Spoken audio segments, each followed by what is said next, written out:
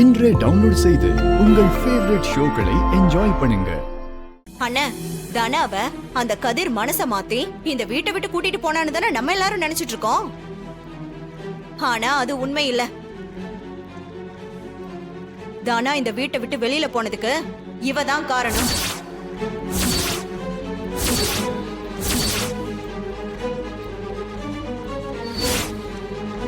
தனா கதிர் கூட வாழணும்னு கேட்டா மாமா ஒத்துக்கல, அதனால வெளியே போயிட்டா.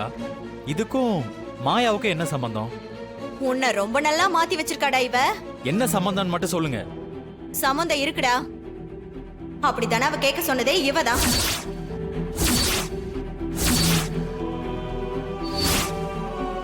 நீ இந்த டோர்னமெண்ட்ல ஜெயிச்சா நீ என்ன கேட்டாலும் செய்வன்னு பெரியப்பா சொன்னாருல்ல? ஆமா, நீ நல்லா விளையாடி வின் பண்ணி கதிர் கூட சேர்ந்து வாழணும்னு கேளு. என்னது? தனா போட்டில ஜெயிச்சிட்டு வந்தா அவ என்ன கேட்டாலும் மாமா தரன்னு சொல்லிருந்தாருல, அதனால இவதான் தனா கிட்ட கதிர் கூட வாழணும்னு கேட்க சொல்லி தனாவை தூண்டி விட்டுருக்கா.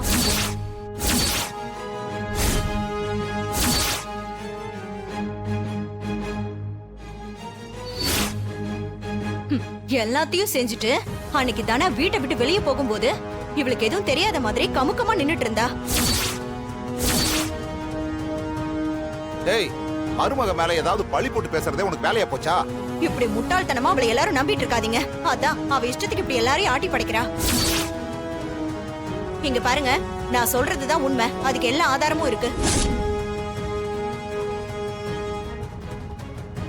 பார்வதி, அந்த வீடியோவை போடு. சரிங்க அண்ணி.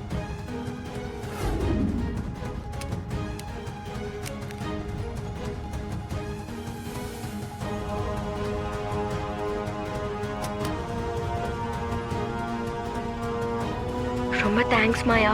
நீ எப்பயுமே என் நல்லதுக்காக தான் எல்லாமே யோசிக்கிற. நீ எங்களுக்காக எவ்வளவோ பண்ணிருக்க. நீதான் எனக்கு கதிரை கல்யாணம் பண்ணி வச்ச. அதுக்கப்புறமும் எங்களுக்கு எவ்வளவோ சப்போர்ட் பண்ணிருக்க. அது மட்டும் இல்ல, பேட்மிண்டன் டோர்னமெண்ட்ல ஜெயிச்சா அப்பா கிட்ட கதிரோட வாழ விரும்புறேன்னு கேட்க சொன்னதே நீதானே.